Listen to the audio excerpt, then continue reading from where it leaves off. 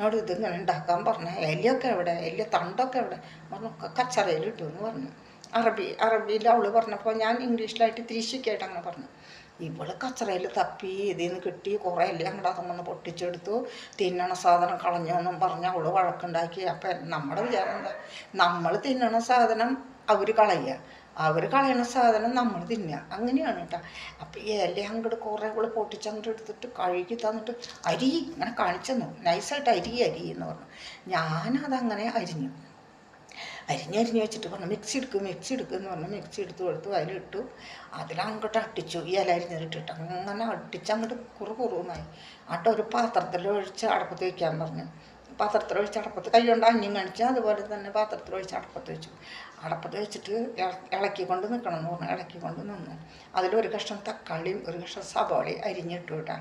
എന്നിട്ട് ഈ അടപ്പത്ത് 1 മണിക്കൂർ വരെ എന്നോട് കുറേ നേരം വേണമെന്ന് പറഞ്ഞു. ഇളക്കി നിന്ന് ബ്രൗൺ കളറായപ്പോൾ അതിൽ ഒലിവ് ഓയിൽ ഒഴിച്ച് ഇറക്കി വെച്ച് കഴിഞ്ഞിട്ട് അത് പിന്നെ എന്താ പറയുക, ബസ്മതിയുടെ അരി ഒരു ലേശം വെച്ച് വറ്റിച്ചിട്ട് ഇത് കോരി ഒഴിച്ചിട്ട് വാരി തിന്നേട്ടാ. നമ്മളിത് കഴിച്ചിട്ടുണ്ട്. അങ്ങനെ കഷ്ടപ്പെട്ട് അങ്ങനെ ഇരുന്ന് കരഞ്ഞ് കഴിച്ചു കൂട്ടി. അങ്ങനെ ഇരിക്കണ സമയത്ത് ഇവള് ഈജിപ്തുകാരാണ് ഇവരെ. അപ്പോൾ ഇവർക്ക് ഈജിപ്തിലേക്ക് പോകണം, അവരുടെ നാട്ടിലേക്ക് ലീവിന് പോകണം. അപ്പം എന്നോട് പറഞ്ഞു, ഞാൻ ചെന്നിട്ട് 16 ദിവസമായിട്ടുള്ളൂ. അപ്പം എന്നോട് പറഞ്ഞേ, ലീല നാട്ടിൽ പോവാണ്, നീ വരണം എന്ന് പറഞ്ഞു. അപ്പം ഞാൻ എനിക്കിഷ്ടമില്ല കേട്ടോ. അപ്പോൾ പറഞ്ഞാൽ നീ വരാണ്ട് പറ്റില്ല എന്ന് പറഞ്ഞു. അങ്ങനെ എൻ്റെ സ്പോൺസർക്ക് അവരെന്നെ വിളിച്ചു. അപ്പോൾ സ്പോൺസർ എന്നോട് പറഞ്ഞു, ലീല പൊക്കോ, നല്ല കാര്യമാണ്, രാജ്യങ്ങളൊക്കെ നന്നായി കാണാൻ പോയിക്കോ എന്നൊക്കെ പറഞ്ഞു. അങ്ങനെ ശരിയെന്നും പറഞ്ഞ് അങ്ങനെ ഇവർ ഞാൻ ചെന്ന് 16 ദിവസം കഴിഞ്ഞപ്പോൾ ഈജിപ്തിലേക്ക് പോകും. കാറിലാണ് കേട്ടോ പോണത്.